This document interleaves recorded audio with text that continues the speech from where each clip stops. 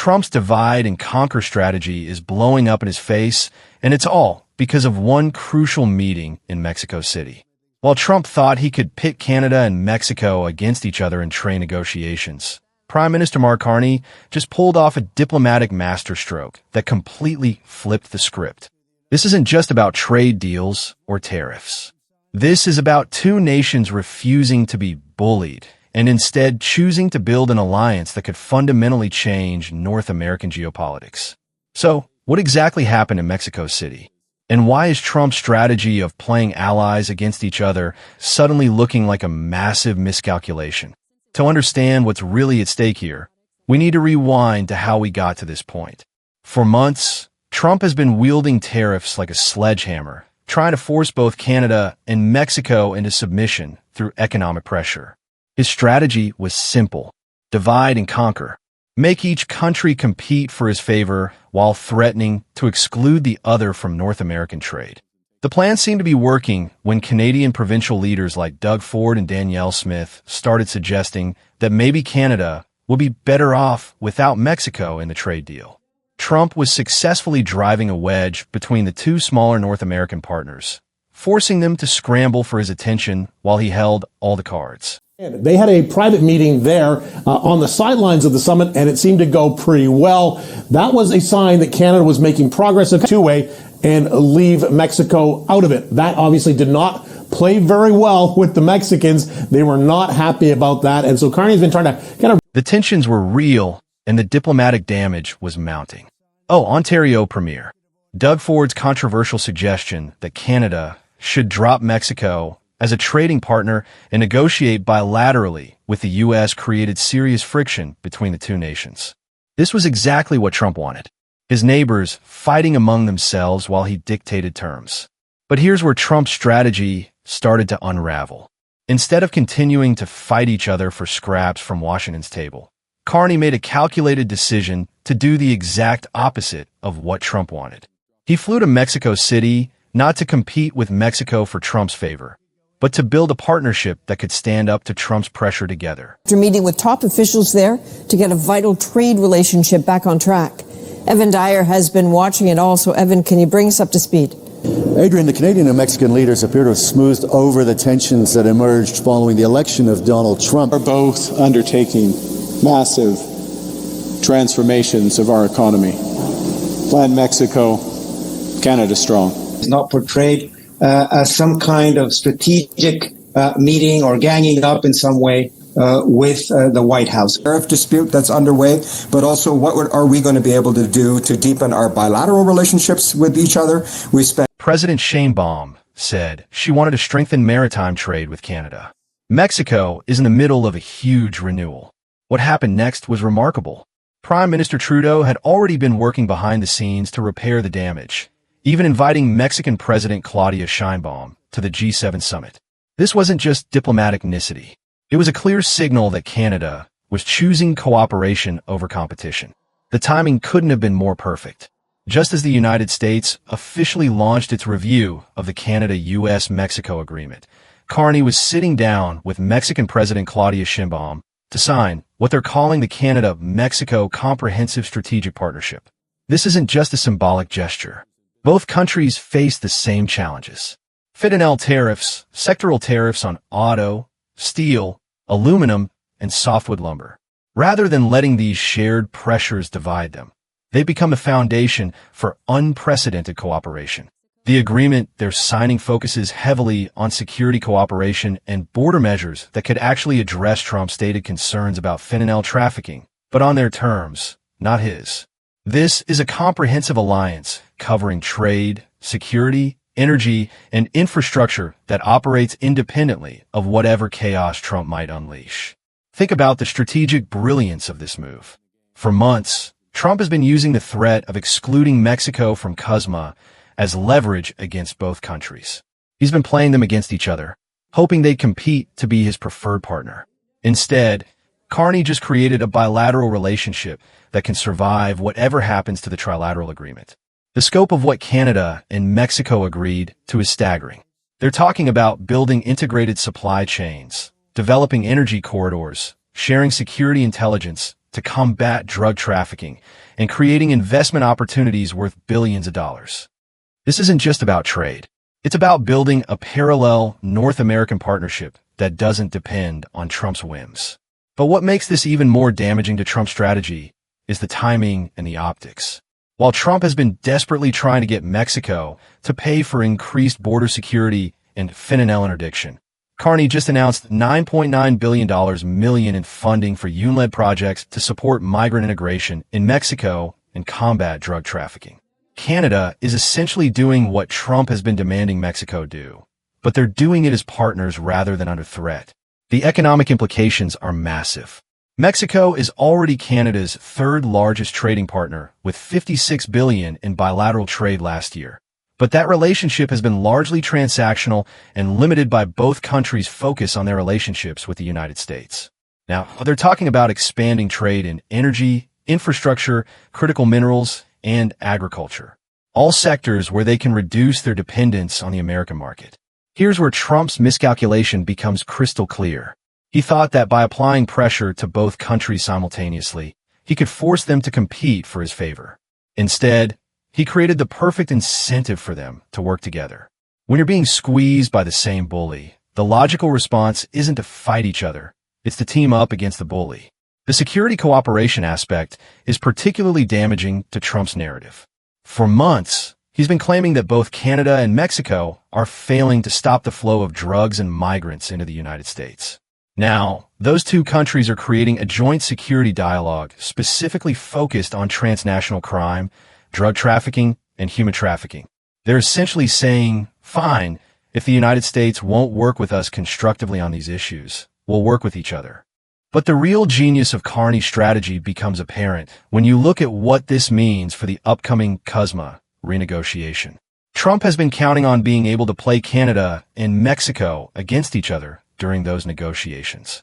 He wanted to be able to threaten each country with exclusion while promising the other preferential treatment.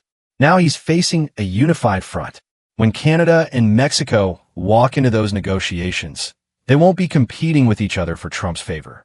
They'll be coordinating their positions, sharing information, and potentially even willing to walk away together if Trump's demands are too extreme. This completely changes the power dynamic. Instead of Trump being able to divide and conquer, he's now facing two countries that have alternative arrangements with each other. The economic leverage that came from being the dominant partner in a trilateral relationship suddenly looks a lot weaker when two of the three partners have built their own bilateral partnership. The energy sector cooperation is particularly strategic. Mexico has been looking to diversify its energy relationships beyond the United States, and Canada has massive energy resources that need new markets. By creating energy corridors and cooperation agreements, they're building infrastructure that reduces both countries' dependence on American energy markets and transit routes. This is exactly the kind of strategic diversification that Trump's trade wars were supposed to be most to prevent. What's even more sophisticated about this partnership is how it addresses one of Trump's key pressure points: China. Both Canada and Mexico have been under intense pressure from Trump to align their China policies with American preferences. Instead of competing to show Trump who can be tougher on China, they're now coordinating their approaches. This means Trump can't play them against each other on China policy either. The infrastructure partnership component reveals yet another aspect of how this alliance undermines Donald Trump's plan. Mexico and Canada are no longer merely negotiating trade.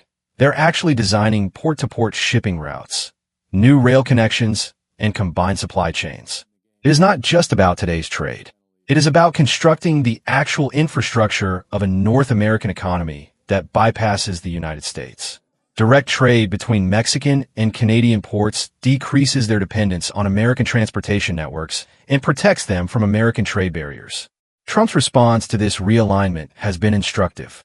Instead of acknowledging that his divide-and-conquer strategy has backfired, he has attempted to downplay the significance of the Canada-Mexico alliance. But the truth is that it is a deep transformation of North American geopolitics. For decades, the two nations structured their foreign economic policy according to Washington. Now, they're building a partnership that operates independently of American preference.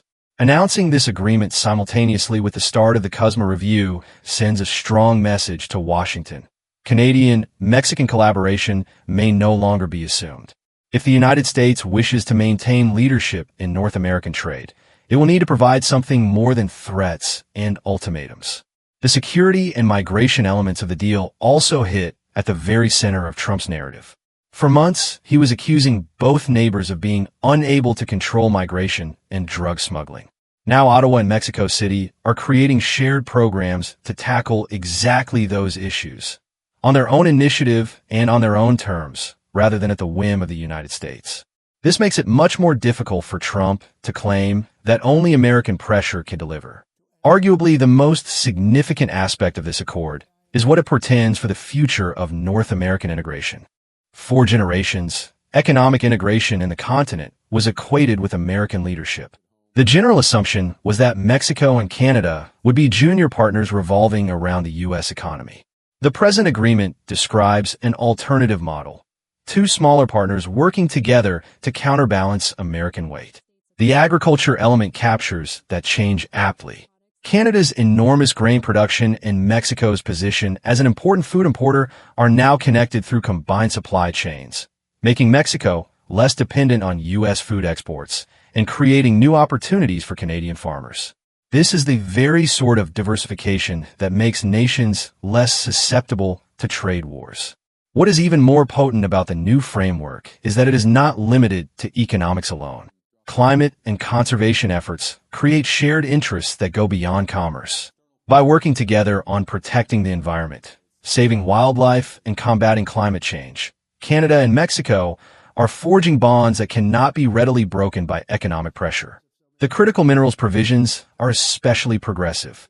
Both nations possess resources vital to the green energy revolution. By synchronizing their processing and mining, they set themselves to be less reliant on U.S. supply chains for future technologies. That is grand strategic thinking that looks beyond today's disagreements. Trump's fundamental error was assuming that economic pressure would make Canada and Mexico more compliant rather than more innovative in seeking alternatives. By exerting pressure simultaneously, he set the perfect conditions for them to unite against him. Rather than competing for his favor, they're currently competing to be less reliant on the U.S. market. The clauses on innovation and technology are particularly important in the long term. When countries collaborate on research and development, they build capabilities that can counter U.S. technological supremacy. This is not just a matter of current trade relationships. This is about planting seeds for future economic sovereignty. Another sign of sophistication is how the partnership remains resilient in spite of whatever becomes of CUSMA. If the trilateral agreement stands and thrives, the bilateral agreement complements it. If CUSMA is shredded or watered down, the bilateral arrangement offers a backup for cooperation to persist. This is the strategic hedging driven by Trump's unpredictability. The new security conversation confronts one of his top themes, transnational crime and narcotics trafficking, but does so in a way that diminishes, not amplifies, U.S. influence. By cooperating directly on law enforcement and sharing intelligence, Canada and Mexico become less reliant on American security assistance and less vulnerable to pressure from Washington.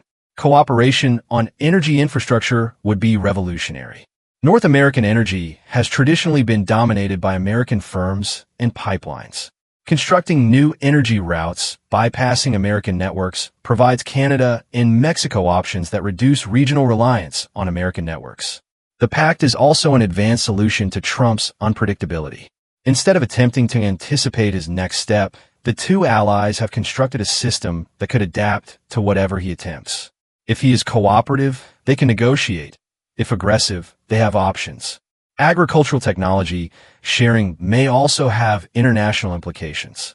Together, Canada's cutting-edge agritech and Mexico's varied climates might make them a dominant player in international food security, without reliance on U.S. technology or exports. Effectively, the alliance turns Trump's planned strategy on its head.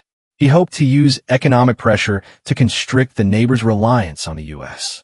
Instead, he has caused them to become more autonomous and to forge their own path. The infrastructure building component alone might transform North American logistics. Combined transport networks open up new opportunities for the flow of goods and services, discrediting American hegemonic supply chains. Trump's trade war was based on the belief that America's market size rendered it indispensable to its neighbors. This treaty proposes otherwise. When two countries with a total GDP of over $3 trillion work in an organized manner, they can create alternatives that reduce dependency on any one partner, even one as big as the United States. The fact that this is being announced now, at the same time as the review of the CUSMA, highlights just how far the balance has shifted. Rather than two smaller nations vying for access to the U.S. market, Trump now has two nations who have established their own considerable market through cooperation. This changes the negotiating math completely for any future trade negotiations. The Canada-Mexico alliance represents a new watershed in North American geopolitics, emerging full-blown from the breakdown of Trump's divide-and-conquer strategy. Far from making the two nations more subservient to U.S. favor, it has caused them to seek strength from each other. If you're interested in learning about how countries under stress are creating new alliances and redefining the new world order, subscribe to our channel for comprehensive analysis and share this video with others who track international trade and geopolitics.